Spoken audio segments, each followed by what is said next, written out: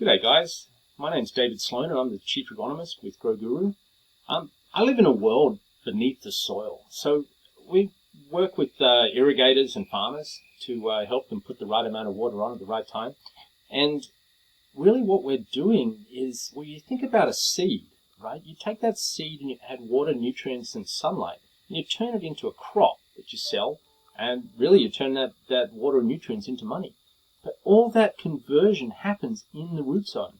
It's where you can't see it. It's underground, and it's a bit of a mystery, actually. And so by putting sensors in that root zone, we can see and understand what's going on there. But before I go forward, let's take a step back, because I'm one of the old dogs of the industry. I've been doing this for 30 years. And so if I go back to where I cut my teeth on cotton farms in Australia, I was using a thing called a neutron probe. We used to take it from site to site and get readings every few days. And what we had to do was basically watch the soil moisture and respond to what we thought the plant needed. The thing was, we came back to that industry I came back 5 years later using continuous capacitance probes.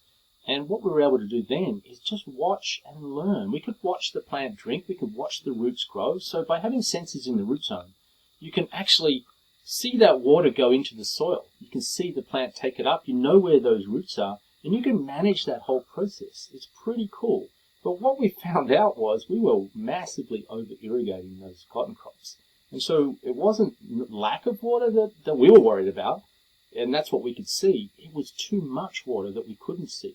And by holding back, we learned over the course of about 3 years to hold water back. The whole industry went from like 3 bales an acre to 4.5 bales an acre, just like that. And really, it was an extra 30 to 50% yield increase and using probably 8 inches of water less. And what a win-win. And it was because this was a really smart set of agronomists who were doing what they thought they should be doing, but they were getting it wrong because they didn't have the tool to watch what the plant needed. So what we learned is to flip the script and put the plant in control and watch and learn. But some people still haven't learned those lessons. And so over the course of time, I mean, as I said, I've been doing this a long time. First started selling capacitance probes in 1999, and it's been quite the journey. And I've worked with a lot of really cool agronomists, really cool farmers, fantastic irrigators. But the first thing we thought we needed was a calibration. Well, we spent a lot of time, effort, and money generating calibrations for capacitance probes, and guess what?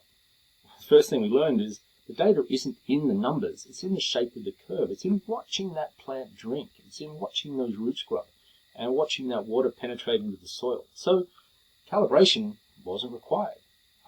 We were told, hey, you've got to have intimate soil contact, you can't have a slurry. Guess what? You can use a slurry. You just don't use the numbers. And you don't need to use the numbers for irrigation scheduling. Had a lot of researchers over the years point out that capacitance probes are no good for irrigation scheduling, or no good for water use studies. I'll say that. But what I pointed out is that we're not using them to measure how much water. We're using them to measure the rate of uptake and the rate of dry down. And so if you look at things on a relative basis, you can actually be really confident in where you are and how to schedule irrigation. So it's understanding the limitations of the sensor and using those, working with the powers, all the good things, such as the continuous data and the resolution that you get from having multiple sensors in a probe, rather than looking at the absolute volume of moisture that you're measuring, which sensors, I mean, because capacitance probes are very accurate, but they measure a very small volume of soil, and that's a big, big limitation. So they're not actually that good for scientific studies, but they're fantastic for watching plants drink. And so if you look at the next iteration, I guess, of soil moisture sensors, the Centec drill and drop came out, and that was a game changer because it allowed people to get the probes in and out faster. Let's face it, this whole game is a just big seasonal juggle to try and get lots and lots of equipment out after the crops are planted. And if you take a state like Nebraska, you've got 8 million acres of irrigated corn planted in about 4 weeks, and so it's just a mad rush. You can't get enough sensors out in the field. There just aren't enough people, and everyone's busy. So But working on getting them in and out faster was the first big change, I guess, that the industry had. And then, of course, where I was working, we built some really nice, really cool software. It's good to see that not much has changed since I was there. Well, I guess it was 5 years ago now, and built some really cool artificial intelligence to measure certain things in the root zone. But we were always limited by having to capture the signatures that you needed to put into the software. If you don't have the signatures, you can't actually use artificial intelligence to pick something up.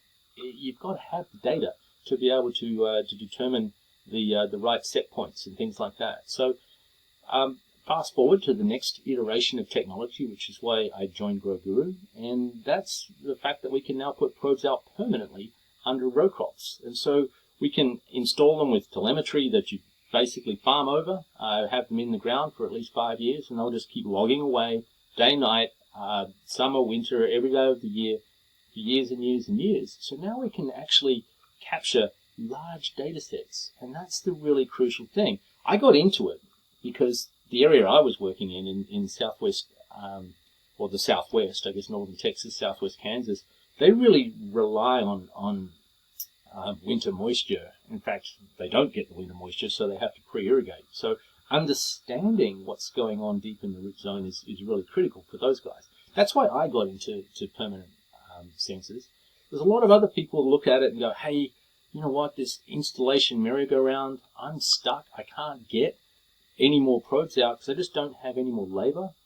So being able to put them out once in the fall, in the early spring when I'm not that busy is awesome. I mean, in the fall, most of the people are farmers are out harvesting, and the consultants are probably having a holiday, and the industry's taking a big sigh, but there's people around who, could be out installing. Perfect time of year to do it. The weather's still good.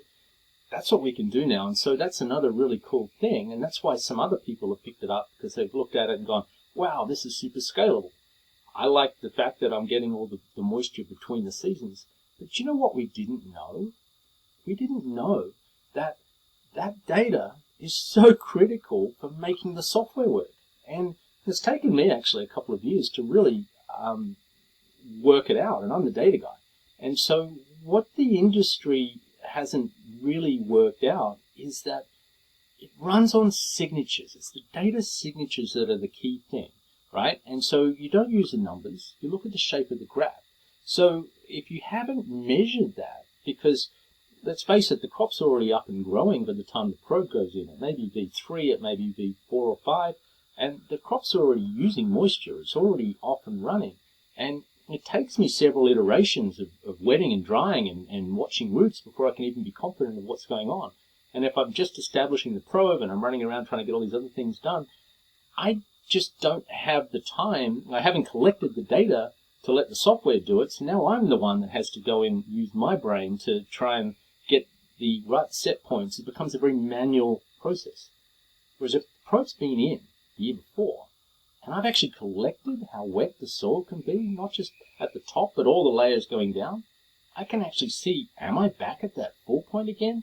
And so that's my yield potential. Have I actually, coming into the season, hit my yield potential? And I'm already pre-calibrated. So even if I just put the probe in like 3 or 4 weeks before planting, I'm still going to have some rainfall. I'm still going to have some irrigations to pre-calibrate how wet is wet. I've got the signatures to know exactly where I happen to, where I'm starting out, and I'm not missing anything as far as the root growth. So I can come into this with a really scalable data solution. So now I eliminate it. I don't have to try and get the probes in and out faster because they're already there. They've stayed there for 5 years, and I've got the data to manage this, which is going to be really long term. And you know what? This is actually the forerunner to automation. And the thing about automation is you've got to be really confident with the data. And if I can see how I got back to this point, and I can see that there's moisture in the ground because I've watched it fill up, I don't just put the probe in and have to guess, then I can be really sure that I can take it out again. And of course, because when it comes to automation, I'm going to need more than a single sensor per field. I'm going to need several. already were struggling to get all these probes installed. But if I can put them out, like and build up year on year on year, then I can have multiple probes per field, and I get this fantastic data set. And I also have the ability to do it and to get there. And then we're really off and flying. And that is the next evolution of irrigation management. So stay with me on this journey. I'm going to also teach you how to read these signatures. So started a new Twitter handle called Irrigation Guru. And so I'm going to be bringing you a lot of educational material through that to help the whole industry. I want to teach all of you guys, no matter what probe you're using, no matter what sensor you're using, on how to read it, how to understand it, how to get the value from it. Because at the end of the day, what it's all about is where the magic happens, right? You have to understand this. Sensors are to you guys as irrigators, as farmers, what an X-ray is to a doctor, right? I need to look inside to diagnose what's going on. I need to see the conversion of water and nutrients into money. And once I can see that, I can improve the process, and I can lock it in, and I can get my make sure that I hit the number that I'm aiming for every year, year in, year out. That's what we're all about.